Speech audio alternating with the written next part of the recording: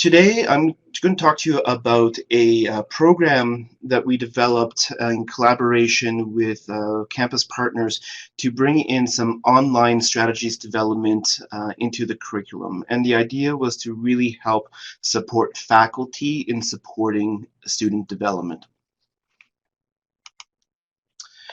The history of this project goes back to about, basically 8 years ago in 2008.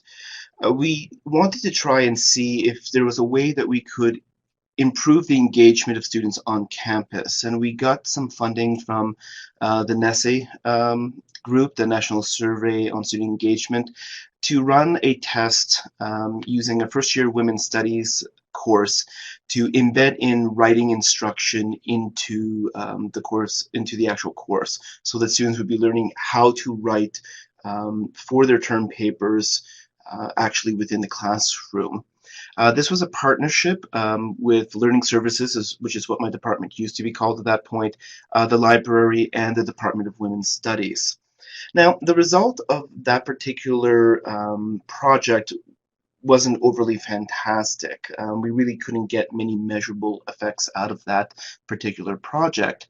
But one of the side effects was really the collaboration and the partnership that occurred between these three areas.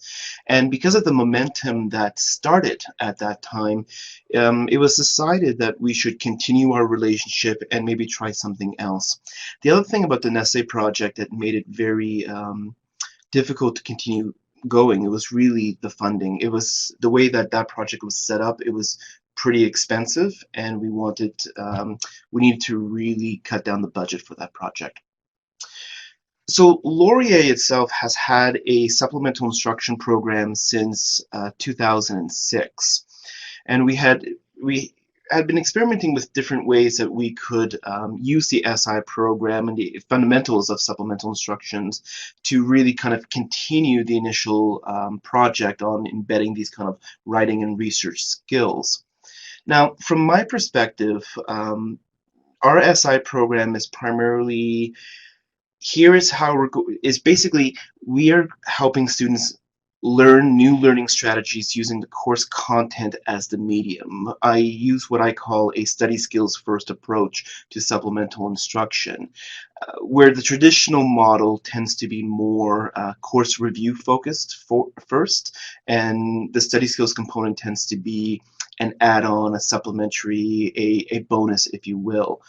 So we've always taught things maybe a little bit in reverse than what the original model had intended, by really focusing on those learning strategies development. And I began thinking, could we do this with research strategies and writing strategies? Could we incorporate these types of strategies development into the major written assignment of the course as the medium in learning these skill sets? So working with our partners in the library and women's studies, we came up with a derivative of the SI program, which we called Research SI, and we piloted in that same Women's Studies 100 course in fall 2009. There were about 600 students usually go through that course in the course of a year, and what we found through that project was that we saw that there was a strong correlation between student participation within these Research SI sessions and their final course grades. And anecdotally from the professors is that they found that it was a lot easier to grade the papers, that the papers were actually at a higher standard than they had been in the past. In fall 2010, so about a year later, one of those same professors approached us and said, is there a way that we can do this online? I'm running an online version of Women's Studies 100. So we took the existing model that we were using in person and basically put it online, and used technology like Adobe Connect here to help try to get a student leader really to try to connect up with students and do these types of development. At the time, I would say that the technology really wasn't quite there, not in the same way that we have it now, and that students were less aware of this type of video and interaction technology. So I think future, nowadays, if I redid the project in the same way, I think it would have been much better received. But at that time, students really did not take advantage of this online version of SI. I think one of the primary reasons when we talked to students was that they really wanted to, when they took an online course, it was to take the course so that it would work around their schedule as opposed to their schedule working around the course. They needed the flexibility within their time. So to set aside an hour and a half, 2 hours each week where they could log in and participate in an online SI session, it didn't really fly for them. And we got very low to no participation in that. So we went back to the drawing board and said, this is still a good idea, but what would be the next steps? And what we decided to do was take out the actual SI leader in this case, and try to actually put the instruction within online modules, and then link those modules to specific activities that would help the students basically scaffold their way from the beginning of an assignment to the end of the assignment. It took us about 3 years to complete the modules, not because it was overly onerous, it's because, to be honest, it wasn't the highest priority on our lists. So they got worked on basically over 3 summer periods because during the year it was a little bit too hectic. And we finally piloted these online modules in the winter of 2014. So for those of you international, that would be between January and April, in this new kind of online research SI pilot. And we had 2 professors step forward who really wanted to try this out. One was a second-year religion course in Buddhism, and the second one was a third-year chemistry course in chemical literature and scientific communication. Now, I'm going to talk a little bit more about the chemistry course and kind of where it fits within the curriculum so that you understand that one a little bit better. But when I show you the results of the study, I'll show you the results for both religion and chemistry. So the real purpose of these modules were to help students develop their research and academic skills, to deliver skills instruction through My Learning Space. Now that's what we call our learning management system. We use what used to be called Desire to Learn, which has since been rebranded as Brightspace.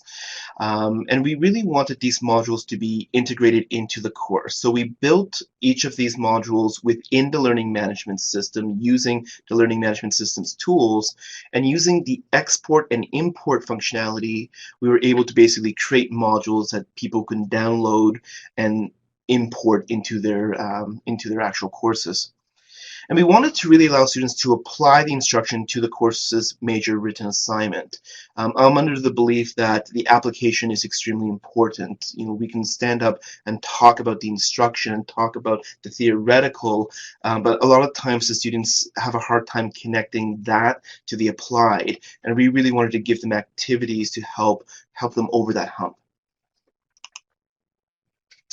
The model for these modules, basically we had a menu of 10 research strategies modules that faculty or professors or academic staff, however you want to call them, could choose from to match the specifics of their course assignments.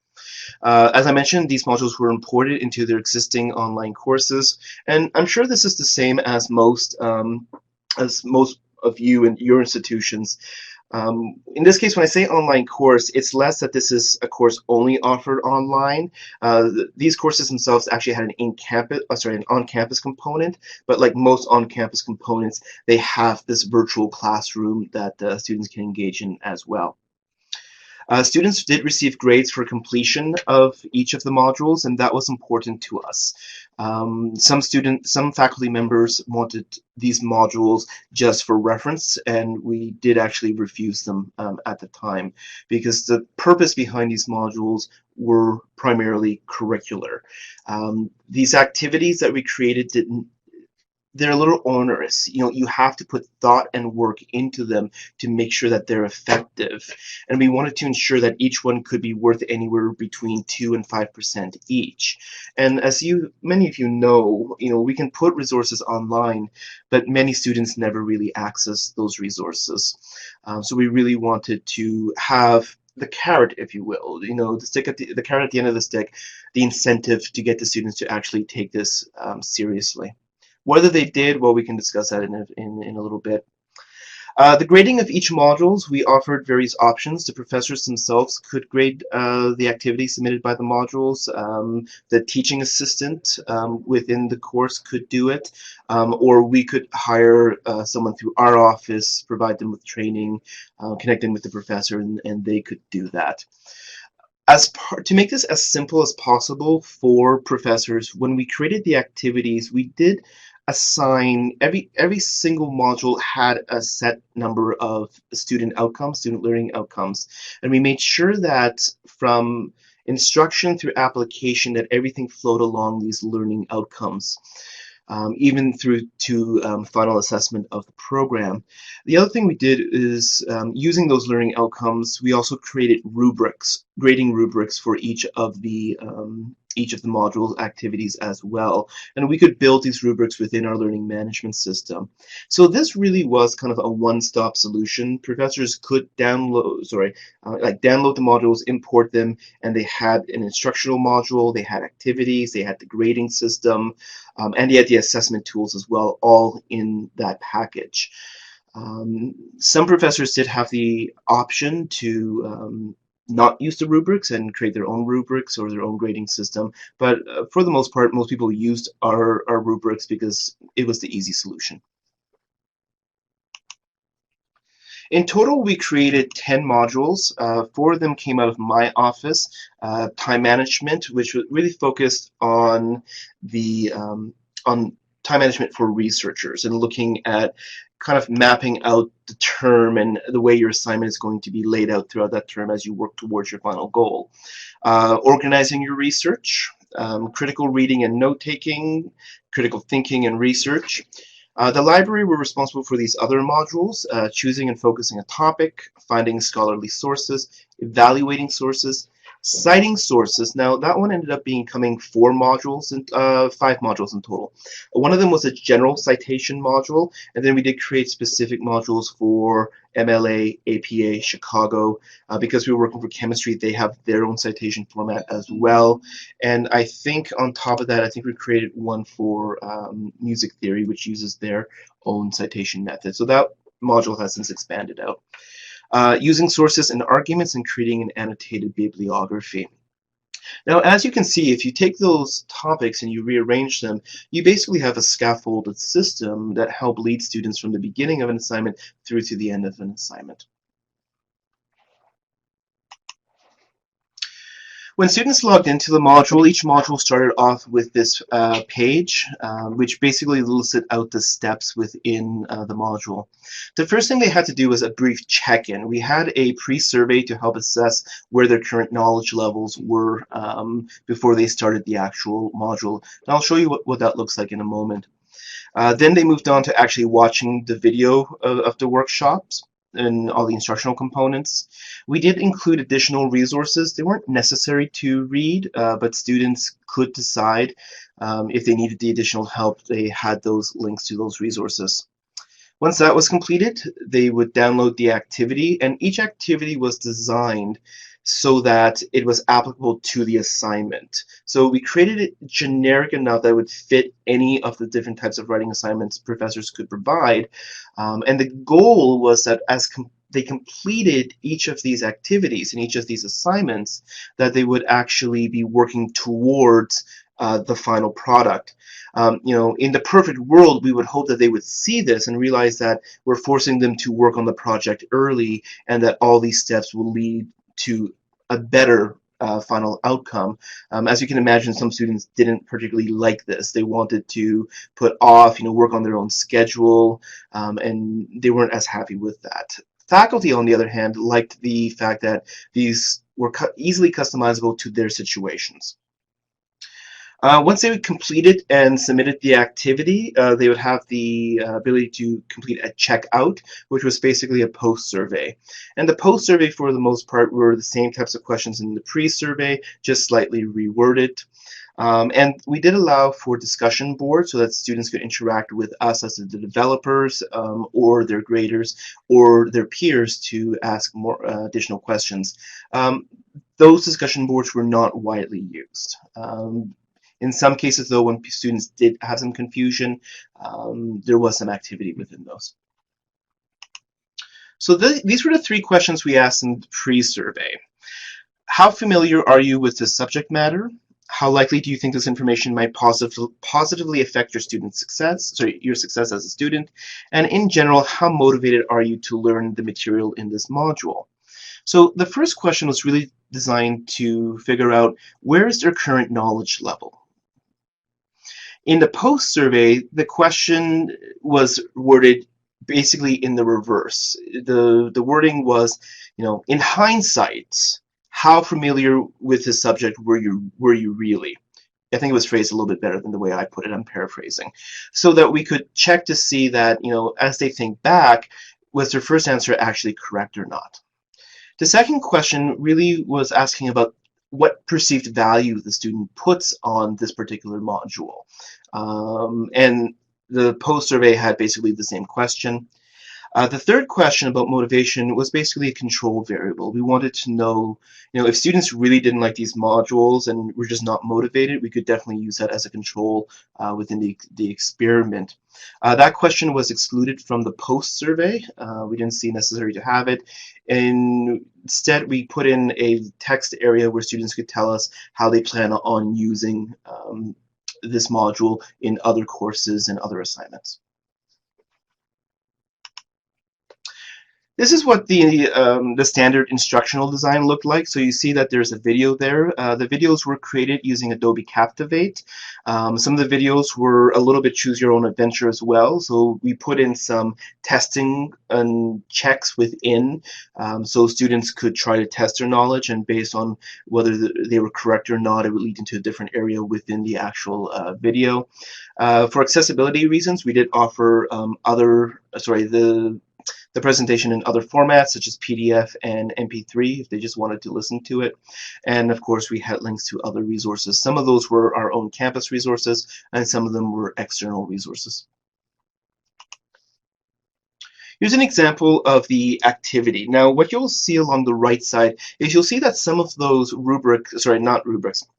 some of those learning outcomes that I was talking about are displayed, and the students knew exactly what learning outcomes we were looking for and which activities those learning outcomes were attached to. So students will be able to use strategies to choose a topic, for example. Students will be able to create a focused research question for their topic. On the left side, you see that there was some instruction there. So they had to choose a broad topic of interest for their research paper in this example. They downloaded the actual worksheet, and the worksheet helped them brainstorm things out and then funnel until they came to a research question. Once they went through that system, then they could upload it back for grading.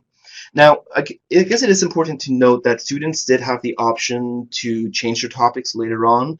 Obviously, people begin to learn more and they think differently as they move through a course. And usually this is one of those first modules you get at the beginning of a term. They weren't required to go through the activity again, but we hope that they would have used the strategies they learned in this module to apply it to their new research question. For the professors, we did offer numerous suggestions on which modules they should use. We had pre-packaged modules, so if their end product was a research workbook or a notebook, we had chosen 5 strategies that would have helped students guide them towards that outcome. If they were doing a research proposal, we had another set of 5 selected, and if we had an annotated bibliography as the final outcome, then we had another 5 modules selected. But of course, professors could choose any set of modules that they actually wanted to use. They weren't stuck using the prepackaged. We just thought that if they needed some assistance, we should probably prepackage to help them think about what might be most beneficial to their students.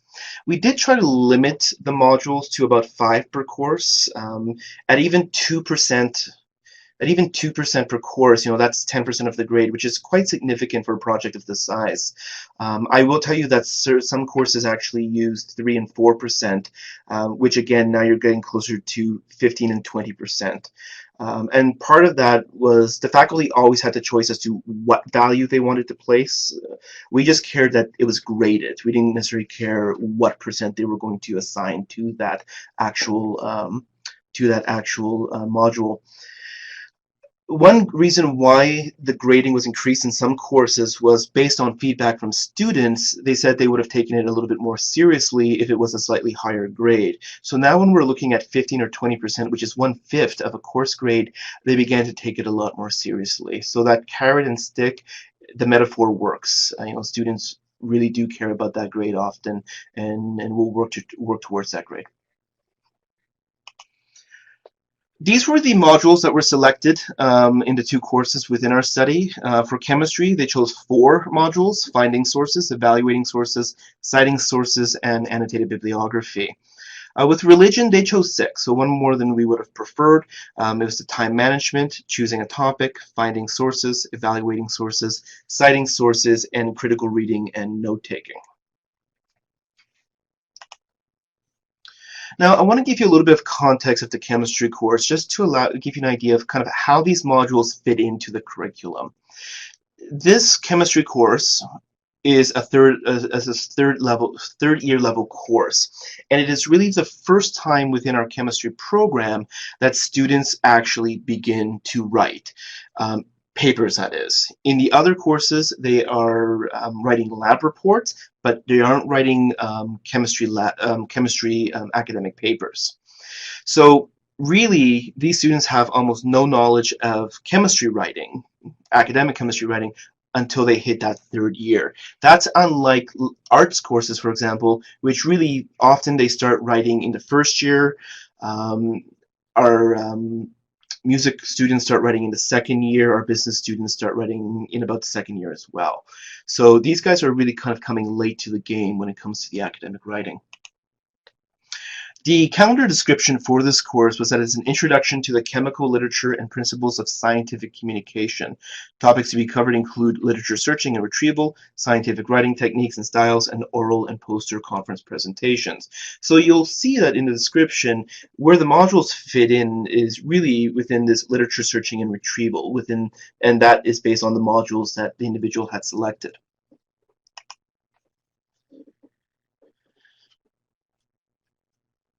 In the 4th year of chemistry, students have the possibility of doing an honors thesis. Now, if they do the 4th year course, they don't have to do the 3rd year course, but it is highly recommended so that they have that writing background and knowledge and instruction before they go into their thesis. If the student chooses not to do a research thesis, then this 3rd year course is mandatory for them. Now, the professor took a lot of time thinking about what were the selected course outcomes. What did she want the students to get out of this course? And what she did was she aligned her course outcomes to the Chemical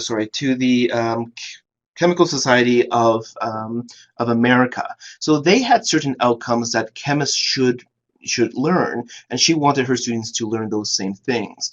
So understanding the organization of the library and know how to use library tools and library services, understanding the purpose and characteristic of different information finding tools, searching for literature, refining and limiting literature searches, understanding and applying criteria for evaluating the authority and appropriateness of documentation, understanding the nature and purpose of different types of scientific literature, being able to read and interpret citations for different types of literature, and demonstrate the ability to cite using appropriate formatting and standard abbreviations.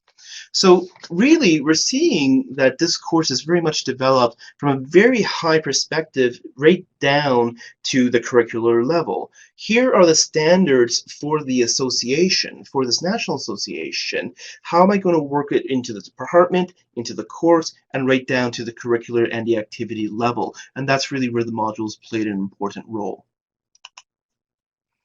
The way the professor describes this course is really it's the intersection between the students' chemical knowledge, which they've been building up for the last 3 years, and this new knowledge within research analysis and new knowledge within communication as well. Because as you will see, the term projects for this particular course was they first have to create an annotated bibliography.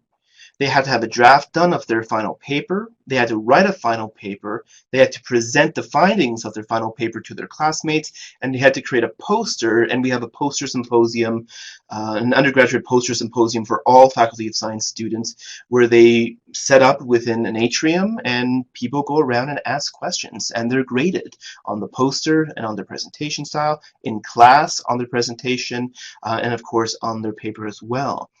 The modules which I'm talking about fit in nicely before this, so earlier on in the term. They started in about the 3rd week of the term and lasted for 4 weeks, so one module each week, which led them to their first major assignment due, which was the annotated bibliography.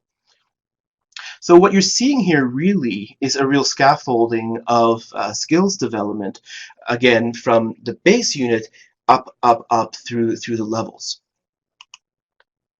So how do we assess this program? Well, we really looked at 3 different methodologies here. The first thing I wanted to really do was look at those pre and post module surveys. And what we did was we used a paired or dependent t-test to look at the mean scores within those surveys and see whether there was any real significant movement. At the end of the course, we also did a post-course survey, and we created questions based on the learning objectives that were used within each particular course.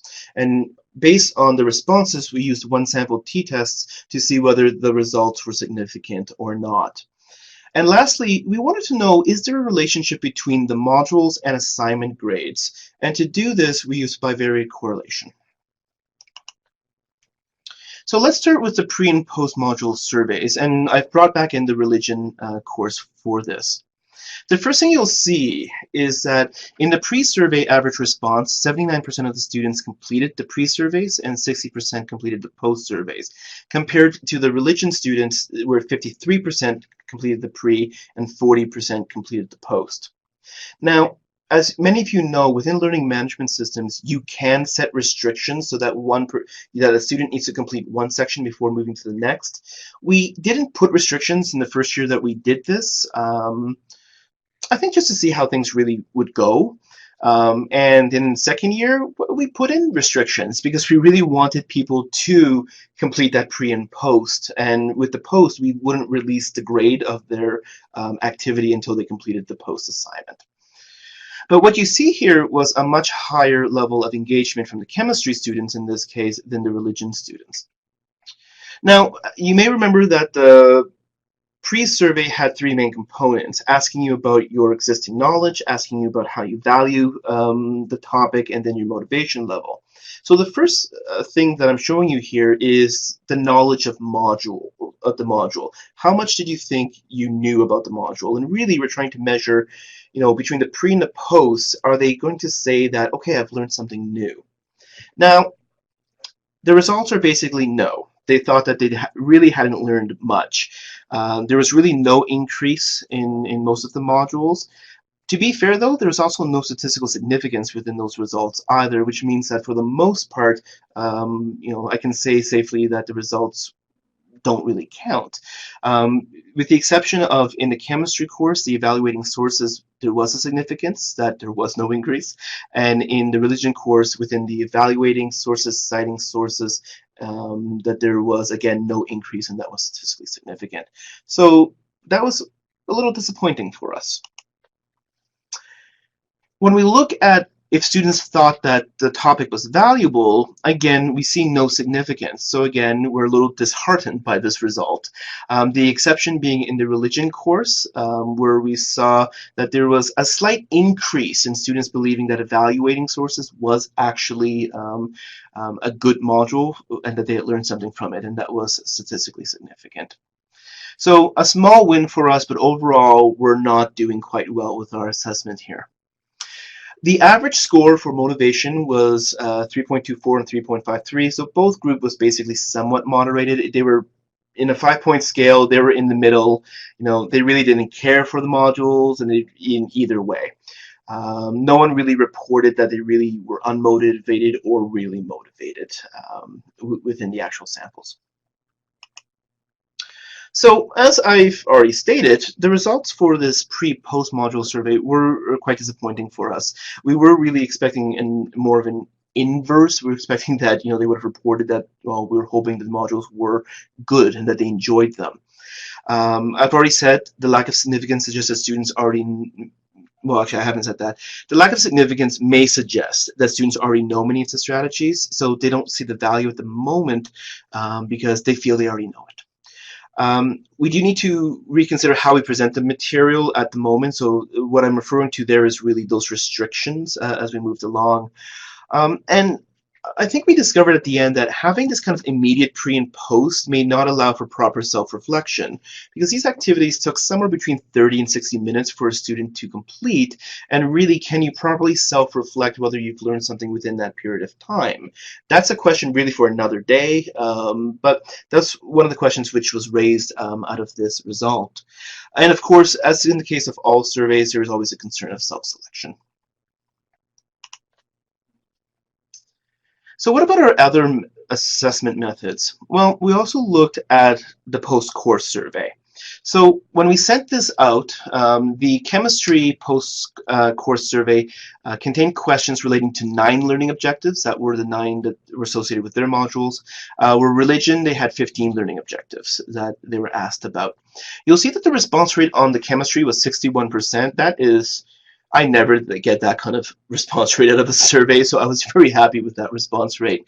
Where the religion students, we only had 30%, which really, from a social science perspective, is probably the bare minimum that I needed to say that I can get something out of these results. The next 2 sentences really are how the questions were phrased. So, since completing the online modules, I am better able to locate scholarly books and articles using library resources. The able to locate scholarly books and articles using library resources, that really is one of the learning outcomes there. So we just add the front part as a bit of a primer to set them up for the question. And then in the second example there, since completing the online modules, I am better able to use strategies to choose a topic. Now, when we look at the results of these surveys, what we saw that 75% of the chemistry students agreed or strongly agreed that yes, they had actually learned something, through these various modules, and that they were better prepared, really, when we look at the individual learning outcomes. And when we did a one-sample t-test on here, we saw that all of the responses were significant at the 0.05 or 0.01 level. Now, with the religion students, we see the far opposite. Only 38% of the students actually stated whether they agreed or strongly agreed with the survey, but there was no significance. There was not a large separation between the means when we looked at them. So I'm just reading David's question right now. So to answer David's question, it was more about confidence. We tested by grading the actual activities and having the learning outcomes reflected within the rubric. That was more of someone was going over and making sure that as they actually completed each assignment, that they were using or demonstrating use of the actual learning objectives. This is more of a self-reflective piece after the fact to see whether, okay, now that I've completed this course, and I should say that the survey was done about a week after they had completed the course. They still had not received their grades at that point. Their final course grades at that point. That was more what we were measuring within this. So we saw some good results out of the chemistry course, but not so much out of the religion course. At the end of the survey, we did ask them kind of an overall encompassing, when you reflect back on the online modules in general, were they beneficial to my success in this course? Again, this is a value statement. It's not objective. We want to see whether in the end they think that these were valuable to themselves. And we see that with chemistry, 76% of the respondents agreed or strongly agreed, and only 50% in religion.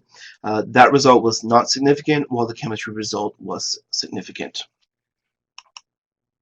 We did ask for comments from the students. We did receive some positive comments that these modules were very important aspects for researching in chemistry, a lot of which I did not know of. It was nice to have an introduction through the online modules, so we had a grasp on what we were doing before we started the assignments for chemistry. This will help me in the future. Slightly different positive comment from religion. I think the modules are good for students who may not be familiar or have refined the skills you addressed. They're short, concise, and helpful. So it's positive in the sense that the person says, they're not bad for someone else. That's kind of how I interpret that, that positive comment. Of course, along with positive comments, one gets negative comments. The material we learned in class was sufficient enough to allow us to complete our assignments. The online modules were useless. Don't do them, waste of everybody's time. If you don't know how to do this stuff by now, then why are you in university? They are dumb, use that in your report. I have to admit I chuckle every single time that I look at that line, because I'm sure when the person actually wrote it down, they actually thought I would never use it in my report, and I do quite like bringing it up. The one thing I do want to point out, though, within the comments is that I do find that how I'm perceiving these comments from these two cohorts of students is really different, because I found with the religion students this hostility towards these assignments and these modules. They even within discussion forums, there was an outright hostility to the point where two students adamantly refused to do the activity and received grades of zeros within those activities in the course, because they just thought they were the most useless things possible. So I have to admit, I gravitated more to the chemistry students because I felt a little bit nicer, a little bit better feedback from them than the religion students. So, in general, the chemistry students appear to have gained research skills and met the learning objectives based on the final self-reflection. We're not saying that they actually did, but they felt that they had. Where the religion students appear to not have gained much from these modules and did not meet the learning objectives as we had stated within our thesis, basically. We did find that the chemistry students were more engaged and positive about the modules and in their willingness to give us back feedback compared to the religion students as well. And of course, as in case of all surveys, there is always concerns of self-selection. So the last thing we wanted to do was see, all right, we've looked at what they think about these learning outcomes. Let's look at the grades now. So we did a number of bivariate correlations just to see how things interrelated. The first thing was we wanted to see whether the grades within the modules would actually correlate with each other. Or in other words, if you did well on one of the modules activities, how likely were you to do well on another module activity? And actually, the results were kind of interesting. In case of chemistry, only about half the modules actually correlated with each other. So it wasn't as strict, that if you did well in one, you did well in the other. Where in the religion course, they basically all positively related to each other, with the exception of time management and citations. In the case of the time management module, they hated that module beyond belief. I can't tell you the feedback I got on that module. And the citations module, I think they found more difficult than they had actually expected. We also wanted to see, is there a relationship between the modules and then the activity that came right after completion of those modules? So in the case of the chemistry, how well did the module grades correlate to their annotated bibliography? And in the religion course, how well did the module grades correlate to their final term paper? What we found was in chemistry, there was a positive relationship between the modules and the annotated bibliography. So that was their first written assignment. We decided to continue and look and see, All right, well, is there a correlation with the final term paper as well? And what we found was that the modules did not correlate with that paper. Instead, the annotated bibliography correlated. And what I'm wondering as I've been thinking through this is whether we're seeing a bit of scaffolding being represented actually within the correlation.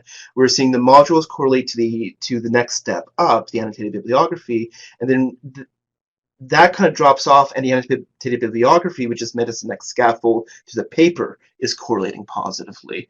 And I need to do a little bit more looking into that to come to a final conclusion. In the case of the religion course, what we found that there was a positive relationship between the modules and the final paper, again with the exception of that citation module. However, I'm less likely, based on all of this research, I am less likely to say that the religion course, that the modules actually helped with the final term paper, and I'm more likely to actually conclude in this that the data actually suggests that the chemistry students learned from the modules and positively applied the strategies to their assignments, thus benefiting from them. But while there was this positive relationship between the module success and the assignment success, the data suggests that the religion students had already developed appropriate strategies and did not benefit from the modules at all. And that's based off of their testimonials, that's based off of the feedback on the surveys as well. Therefore, we've come to the conclusion that these online modules may be best suited in courses where students are first introduced to research literacy and writing. So first year for arts courses, second year and third year in science courses, and second year for music courses. I do say, though, that there is a potential of possibly scaffolding up or creating novice, intermediate, and master modules for the various levels, and that's something which we have considered, but just haven't had the time to do yet. Anecdotally, though, from from the person who actually graded the religion modules, one benefit he did say to having the scaffolded module approach was that it did allow him to intervene in the research and writing process early in the term, so that students, when they went off track, he was able to bring them back much sooner than waiting until halfway or three-quarters way through the term. So that's my presentation, and I'm open to questions about it. The evolution of the creation of these online modules and how we've worked with faculty to embed them within the curriculum through an online medium to help scaffold learning strategies and research strategies into the curriculum.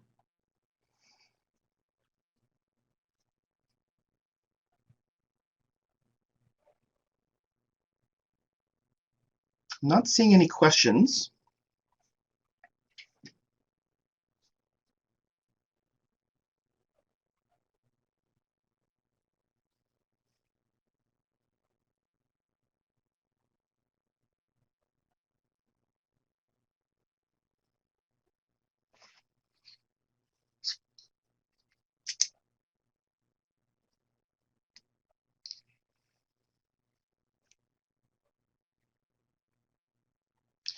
Hostility from the religion students. I don't know how much more I can actually add to that.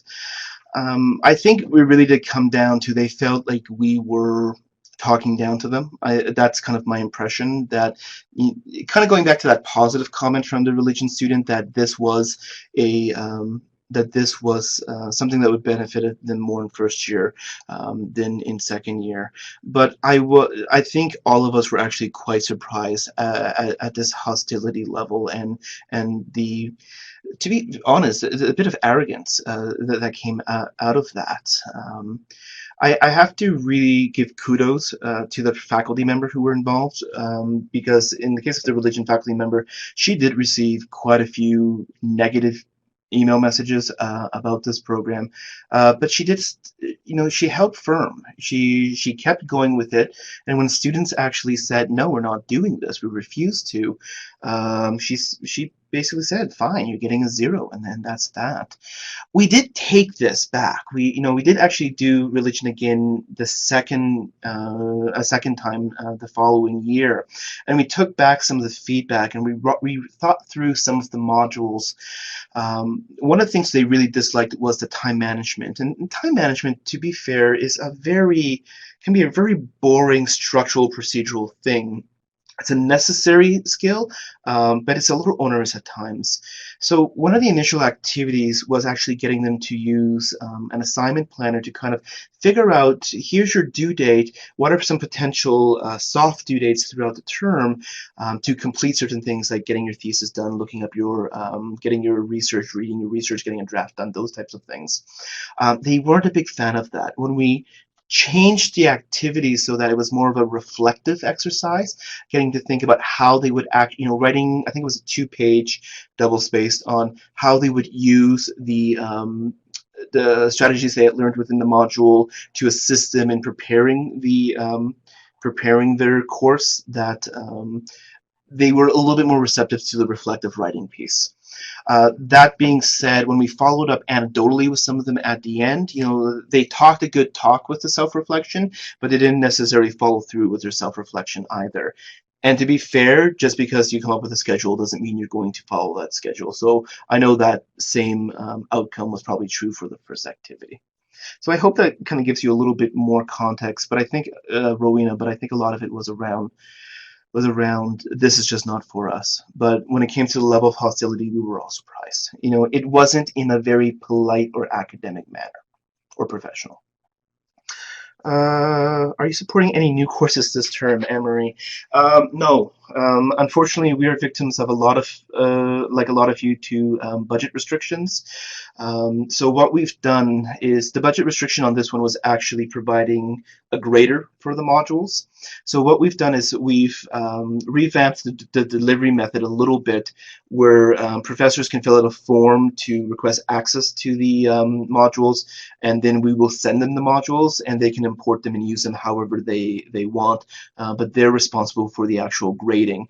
The problem with this being is that I can no longer go and get in metrics to see how all these things are doing, and what other changes that we should be making. The chemistry professor who is in the study has decided to actually do that. She has decided to continue to integrate them, and she is adapting the activities into peer evaluation activities, so that they'll still complete them, and peer groups will evaluate each other, basically, and that's where the grade will come by. So that's a very novel way of approaching this, and maybe a little bit more cost-effective way as well.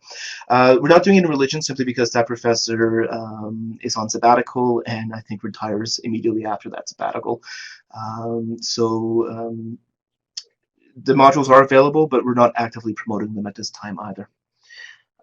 David, a comment. I think the personal testimonial is more reliable than correlations between marks when it comes to the student experience. In retrospect, David, I think you do have a point there. We were trying to keep the surveys short. I know many of you probably know getting them to fill out surveys can be extremely, well, they don't like doing it when they're very long. I think, though, part of that we would also have to have waited to see, let the students get their final mark. And in some cases, they didn't get their marks until after the term was done.